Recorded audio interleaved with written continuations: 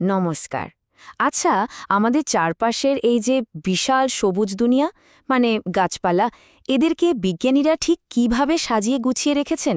কখনো কি ভেবে দেখা হয়েছে?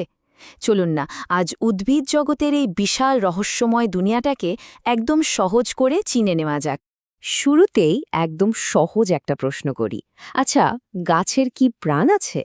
এখন তো মনে হবে এ আবার কি প্রশ্ন, কিন্তু জানেন, একটা সময় ছিল যখন এই সহজ প্রশ্নেরই কোনো পাকাপোক্ত বৈজ্ঞানিক উত্তর ছিল না। হ্যাঁ, অবশ্যই আছে। আর সবচেয়ে বড় গর্বের বিষয় কি জানেন? এই সত্যিটা কিন্তু প্রথমবার বৈজ্ঞানিকভাবে প্রমাণ করেছিলেন আমাদেরই একজন বাঙালি বিজ্ঞানী, স্যার জগদীশচন্দ্র বসু। তিনিই প্রথম দেখিয়েছিলেন যে বাইরের কোনো পরিবর্তনে গাছপালাও কিন্তু সাড়া দেয়, ঠিক আমাদের মতো। তো তাহলে উদ্ভিদ জিনিসটা আসলে কি? যদি খুব সহজ করে বলি, উদ্ভিদ হল জীবজগতের সেই সদস্য যারা সূর্যের আলো কাজে লাগিয়ে নিজেদের খাবার নিজেরাই বানিয়ে নিতে পারে। আর ওরা সাধারণত এক জায়গা থেকে অন্য জায়গায় হেঁটে চলে বেড়াতে পারে না। আর এই যে উদ্ভিদ জগৎ, এটা যে ঠিক কতটা বড় তার একটা ধারণা কিন্তু এই সংখ্যাটা দেখলেই পাওয়া যাবে। প্রায় ৩.৫ লক্ষ। পৃথিবীতে আনুমানিক এতগুলো প্রজাতির উদ্ভিদ আছে বলে বিজ্ঞানীরা মনে করেন। একবার ভাবুন তো, কত হাজার রকমের গাছপালা ছড়িয়ে আছে আমাদের চারপাশে। এখন কথা হচ্ছে, এই যে ৩.৫ লক্ষ প্রজাতির গাছপালা, এদের সবাইকে আমরা চিনব কি করে?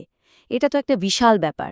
তো বিজ্ঞানীরা এই বিশাল জগৎটাকে সহজ করে বোঝার জন্য এদেরকে কয়েকটা দলে ভাগ করেছেন। চলুন আমরা একদম প্রথম আর সবচেয়ে সহজ ভাগটা দিয়েই শুরু করি। এই ভাগটা করা হয়েছে ওদের আকার আর চেহারা দেখে। এই ভাগের মধ্যে প্রথমে আসছে বৃক্ষ বা ট্রি। বৃক্ষ তো আমরা সবাই চিনি, তাই না? এগুলো হলো সেই সব গাছ যারা অনেক অনেক বছর বাঁচে আর যাদের একটা মোটা শক্ত কাঠের মতো কাণ্ড বা গুঁড়ি থাকে। এই মূল গুঁড়িটা থেকেই ডালপালাগুলো ছড়িয়ে পড়ে, যেমন ধরুন এই তালগাছগুলো। এরপর আসে গুল্ম বা শ্রাব। এরা কিন্তু গাছের চেয়ে আকারে বেশ ছোট হয়। এদের আসল ব্যাপারটা হলো গাছের মতো একটা মাত্র মোটা গুঁড়ি থাকে না, বরং একেবারে গোড়া থেকেই অনেকগুলো শক্ত ডালপালা একসাথে বের হয়ে একটা ঝোপের মতো তৈরি করে। আর এই তিনের মধ্যে শেষে আসছে বিরুৎ, মানে হার্বস। এই গাছগুলোর কাণ্ড আর ডালপালা একদম নরম হয়, কোনো কাঠি থাকে না। আকারেও এরা বেশ ছোটখাটো, যেমন ধরুন ঘাস বা বিভিন্ন রকম শাকের চারা।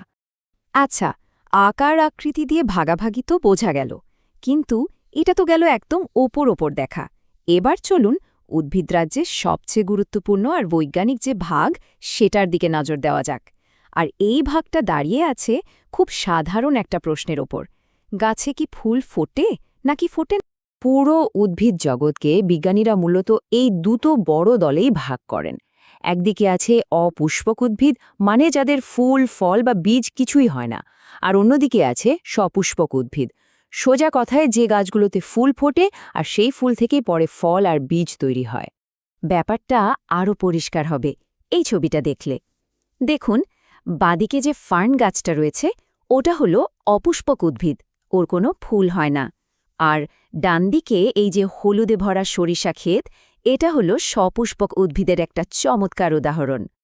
আর একটা দারুণ মজার তথ্য দিই। পৃথিবীতে যত রকমের গাছপালা আছে তার বেশিরভাগই কিন্তু সপুষ্পক, মানে ফুলওয়ালা গাছ। হিসাব করলে দেখা যায় প্রায় ৭৫%-এরও বেশি প্রজাতির গাছে ফুল ফোটে। তার মানে কি দাঁড়ালো? আমাদের চারপাশের এই সবুজ দুনিয়াটা আসলে ফুলে ফুলে রঙিন। এখন প্রশ্ন আসতে পারে, এই যে এত রকম ভাগ, এগুলো বিজ্ঞানীরা কিসের ভিত্তিতে করছেন? আসলে বিজ্ঞানীরা পুরো উদ্ভিদ জগৎকে একটা নির্দিষ্ট নিয়মে সাজিয়েছেন। ব্যাপারটা অনেকটা একটা বড় পরিবারের বংশলতিকা বা ফ্যামিলি ট্রির মতো। এই সাজানোর পদ্ধতিটা অনেকটা পিরামিডের মতো করে ভাবা যেতে পারে। একদম উপরে, মানে শীর্ষে আছে গোটা উদ্ভিদ জগৎ। সেখান থেকে দুটো বড় ভাগ নেমে এলো, অপুষ্পক আর সপুষ্পক। এরপর এই প্রত্যেকটা ভাগের আবার কিছু ছোট ছোট উপবিভাগ আছে, যেগুলো তাদের নিজেদের বৈশিষ্ট্য অনুযায়ী আলাদা করা হয়েছে। এই যে উপবিভাগগুলো, এগুলোর কিছু বৈজ্ঞানিক নামও আছে।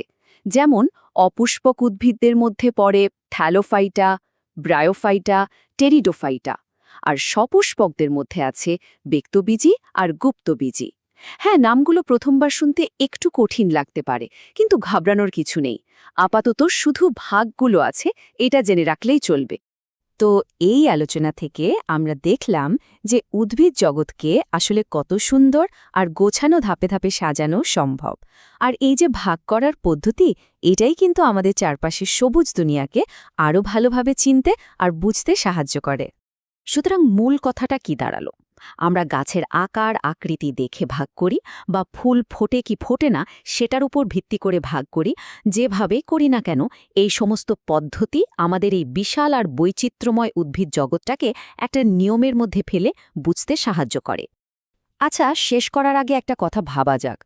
ছোট্ট একটা ফার্ন থেকে শুরু করে বিশাল বটগাছ পর্যন্ত উদ্ভিদের এই যে অবিশ্বাস্য বৈচিত্র্য, যা আমাদের এই পৃথিবীকে আসলে বাঁচিয়ে রেখেছে, সেটাকে রক্ষা করা কেন এতটা জরুরি? প্রশ্নটা হয়তো আমি করছি, কিন্তু এর উত্তরটা কিন্তু আমাদের সবার মনের মধ্যেই আছে।